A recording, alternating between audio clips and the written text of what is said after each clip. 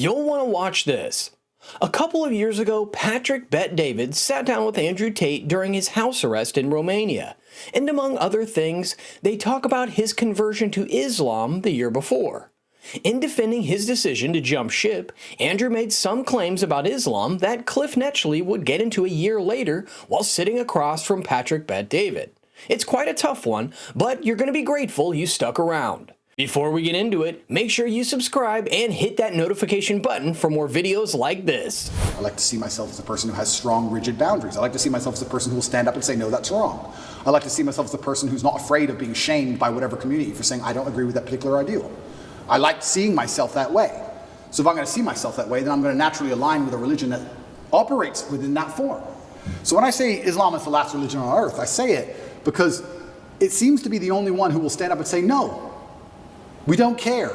No, that's not what the book says. No. I was raised Christian, and Muslims as a whole, we have no problems with Christians. None at all. I don't want anyone to think I'm anti-Christian and like I dislike Christians. We don't have a problem with Christians. We believe in a lot of the same things. We believe in Jesus. We put more respect on the name of Jesus than most Christians do. I just don't like the idea of people saying they're a Christian and saying, but because I'm a Christian, I can do whatever I want and throw all the rules away and none of it matters. Because once you have that level of tolerance, you no longer have a religion. Islam seems to be the last religion left with parameters. If you don't have parameters, you don't have a religion at all. But also part of me is now saying, why would you want to insult the prophet for billions of people? Why would you want to do that? I'm not saying I don't even want to make the argument against free speech. I'm not even saying you couldn't be allowed to. This is a sensitive subject. I'm just saying, what kind of person wakes up and thinks, I want to do that? I don't know. I just don't think that's a healthy mindset. Like when I see these Satanists, and they're, especially in America, and they're doing, let's keep it on Christianity, these Satanists, and they're dressing up Jesus as gay and all this stuff, like, that's not done in any kind of good faith. There's no good reason to do that. That's done with genuinely malicious intention. Not to take anything away from his convictions, I kinda see why Andrew would make such conclusions given all the anti-Christian rhetoric and actions flying around in the world today. I could talk about how anyone conversant with the Bible can't be surprised by these events. However, I think the more significant thing at this time would be to point out that there's no gray area in Christianity, as Andrew implies. As far as God is holy and eternal, Christianity has well-defined parameters. That sense of right and wrong is deeply hardwired to its core. That's the reason why God gave the commandments in the Old Testament and Jesus in the New. But Andrew seems to be saying, if there ever were any parameters, why do so many people engage in and tolerate wrongs? Well, grace is the answer, and the devil is working overtime to get as many people as he can to abuse it. You want to know what the bad news is? It's working. So, is Islam the answer, like Andrew says? Cliffe does a great job dissecting that claim. I'm in a market, I'm watching Andrew Tate. Goes from being a Christian to being a Muslim, okay? And believe it or not, he's got a lot of influence with young men. So, hey man, I love what this guy has to say. I agree with him. Why would a guy as great of a communicator as him and as many followers as he has, why would he become Muslim? I'm curious.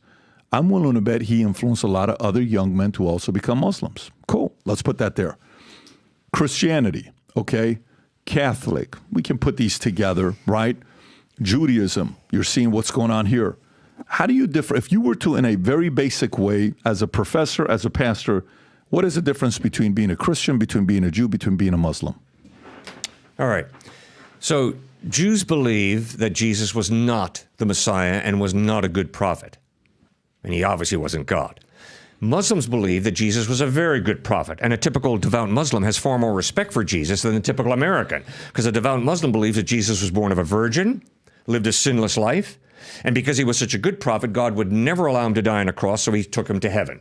So the cross and the resurrection are wiped out, but a devout Muslim believes that Jesus is going to return a second time. So they believe in Jesus as a good prophet. Repeatedly in the Quran, Muhammad says Jesus is not God.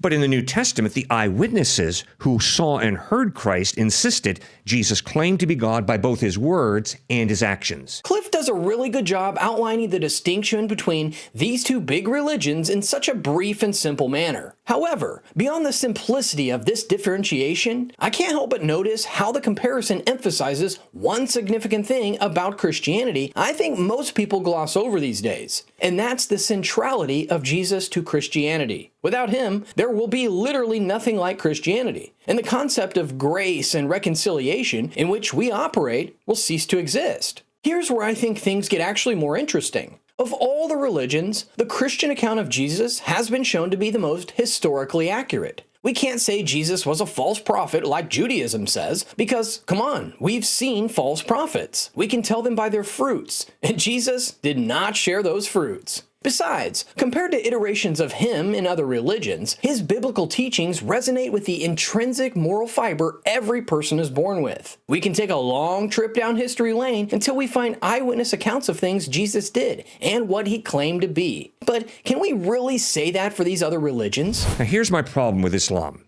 I have a lot of respect for the fact that one of the 5 pillars of Islam is give alms to the poor. I respect that. Obviously, Jesus taught that. I appreciate that Muhammad had a very high view of Jesus as a good prophet. But here's some of the problems with it. The miracle of Islam is not a person, it's a book, the Quran. In order to know that revelation, the clear revelation of God, the Quran, best, you have to learn Arabic. In other words, God is revealing himself in Arabic most clearly. The miracle of Christianity is not a book, it's not the Bible, it's Jesus Christ, the person who is God in human form.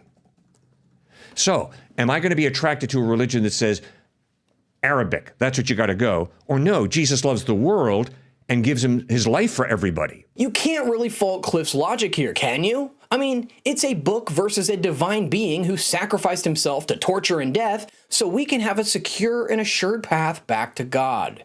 And the thing is, most people don't know God has tried it through a book before. He did that with the Israelites when they were fresh out of Egypt with the 10 Commandments. And the other list of commandments he rolled out for their documentation and obedience. But he saw that these commandments were not sufficient enough to create a reconciliatory path. So he sent Jesus to finish up and complete what God had started in the Old Testament. As a person who died and resurrected, Jesus presents greater hope for salvation and reconciliation with God than just a book. Of course, this is not to ignore the fact that Islam views Jesus as a genuine prophet alongside Muhammad. However, Jesus is only a prophet and Muhammad is the prophet. And if I'm given a choice between following a prophet who is marked with extraordinary conditions from birth as a sign enshrined in prophecy, and one whose birth was quite just like yours and mine, I think you'd make a good guess as to who I'd be following. That said, if you haven't liked or subscribed to this video, here's your chance to do so. Now, for Cliffe's final argument. Second difference is, Muhammad came with a sword. And let's be honest, it was not pretty for North Africa and for Europe, what the Muslims did. And one of the largest churches in the 2nd and 3rd century was in Egypt, and that church got slaughtered. So, Muhammad came with a sword. Jesus came with a towel, and he served people. And I am convinced that the reason that more people are followers of Christ than any other religion is because of his love, his serving, as well as his truth that he outlined very, very clearly. So those are two of the reasons that I think it's very difficult to be intellectually honest and to go down the path of Islam, because there are some real contradictions. The third one is this. Muhammad was born in 570 AD, lived till about 632 AD. So obviously he never met Jesus. He insisted that Jesus never claimed to be God. Sorry, the eyewitnesses who saw Jesus, who heard Jesus, clearly wrote he claimed to be God. Now, who am I going to trust? Am I going to trust a guy who was born 570 years after the fact, who obviously never met Jesus? Or am I going to trust the eyewitnesses?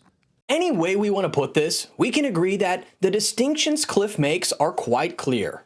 I think it's noteworthy that Jesus' manner of propagation is go into the world and preach the good news to everyone. Mark 16:15. Whereas North America and some parts of Europe can attest to Islam's manner of propagation. Though people continue to call for reforms and make reorientation in Islam, the old ways are not entirely gone. I think that's too important a point to ignore. And then there's the issue of Muhammad's timeline and how it doesn't correspond with the authority of his claims about Jesus. Again, you're forced to consider the account of a man born several centuries after Jesus, and the accounts of people who saw Jesus with their own eyes, or saw those who saw him with their own eyes? I don't think that's a tough decision to make if you ask me, especially if you're after the truth. In the end, I find myself wondering how different Andrew's decision would have been if Christianity was Old Testament style, where failure of the law was met with immediate physical consequences. What do you guys think? Make sure to drop your thoughts down in the comments section, as I can't wait to read them. If you found this video interesting, you'd be doing someone a favor by sharing it with them. Thank you for watching, and I'll see you in the next one.